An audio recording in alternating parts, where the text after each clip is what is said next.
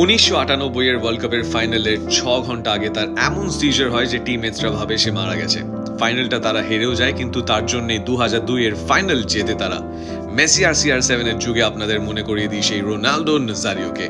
বয়স যখন 13, ফ্লামেঙ্গো ক্লাবে ট্রেনিং যাওয়ার জন্য বাসের টিকিটের পয়সা ছিল না। ক্লাব বলল আসতে হবে না। দুজন এজেন্ট $7,500 দিয়ে তার কন্ট্রাক্ট কিনে নেয়।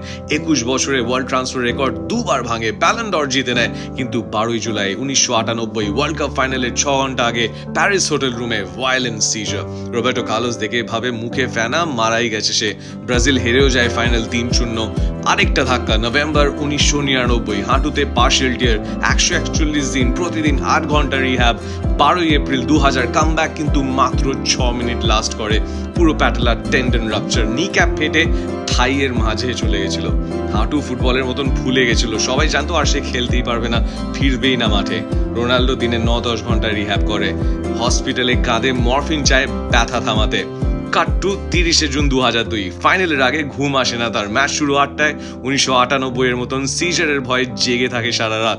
ফাইনালে অলিভার কানের টুর্নামেন্টের একমাত্র ভুল, রোনাল্ডো 1-0। 79 মিনিটে 2-0, ব্রাজিল ওয়ার্ল্ড চ্যাম্পিয়ন। 8টা গোল, গোল্ডেন বুট, ব্যালন ডর। ডক্টর যেখানে বলেছিল নেভার অ্যাগেন, তার 1449 দিন পর সে ওয়ার্ল্ড চ্যাম্পিয়ন হয়ে ফেরে।